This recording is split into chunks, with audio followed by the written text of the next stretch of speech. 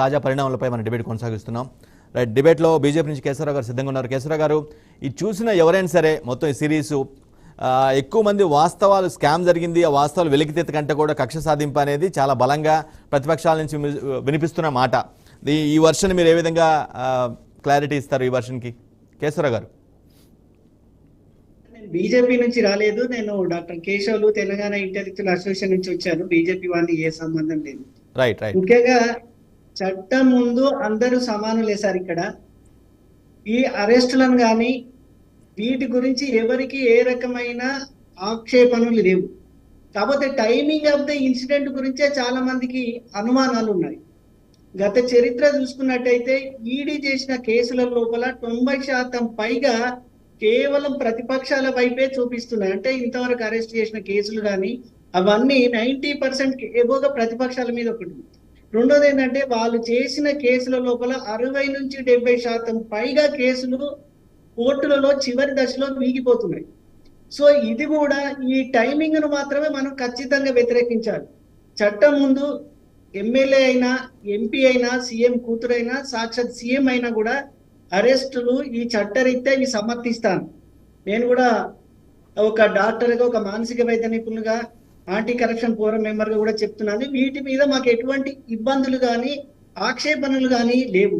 కానీ ఈ టైంలో చేయడం మాత్రం ఖచ్చితంగా అనుమానాస్పదంగా ఉంది. రెండోది, కేవలం ప్రతిపక్ష పార్టీలలో ఉన్నారా, అధికార పార్టీలలో కూడా ఇంతకంటే ఎక్కువ సంఖ్యలో ఉన్నారు. వాళ్ళపై ఎటువంటి చర్యలు తీసుకోలేకపోవడం మామూలు వ్యక్తులలో ఖచ్చితంగా ఇది అనుమానాస్పదమే. కేజ్రీవాల్ విషయంలో కాస్తో కూస్తో జనాలలో అనుమానాలు ఉన్నప్పటికీ కవిత గారి విషయంలో చాలా మందికి అనుమానాలు లేవు. ఈ కేసుల లోపల కాస్తో కూస్తో కొన్ని ఆధారాలు ఉన్నాయి. ఆ ఆధారాలు ఇమీడియట్ గా కేజ్రీవాల్ అరెస్ట్ చేస్తే తప్ప ఈ కేసు ముందుకు పోదు అనేది మాత్రం ఖచ్చితంగా ఖండించదగ్గ విషయం. అంటే మీ వ్యూ ప్రకారం ఖచ్చితంగా జరిగిందని అనుకుంటున్నారు, మొత్తం ఈ కుంభకోణం జరిగిందని అనుకుంటున్నారు, ఇందులో బాధ్యులు వీరంతా బాధ్యులుగా ఉన్నారు జరిగిందనేది కోర్టులు నిర్ణయిస్తాయి. అవి కేవలం ఇప్పుడు మనం చెప్తే అవి కాదు కదా సార్. కేవలం వాళ్ళ నిందితులు పూర్తి కాదు కదా, వాళ్ళు కేవలం అనుమానితులే కదా. మనం ఎట్లా చెప్పగలుగుతాం అది కోర్టులో ఉన్నప్పుడు? సో ఆ ప్రాసెస్, కేసు దర్యాప్తులో భాగంగా అనుమానితులు కూడా అరెస్ట్ చేసి ప్రాసెస్ చేస్తారు. దర్యాప్తు చేయవచ్చు, కేసులు పెట్టచ్చు, అరెస్టులు పెట్టచ్చు. కానీ ఈ టైం లోపల, ఈ ఎలక్షన్ టైం లోపల చేయడము, సార్ ముందు చెప్పారు ఈ 2 సంవత్సరాలు ఏం చేశారనేది.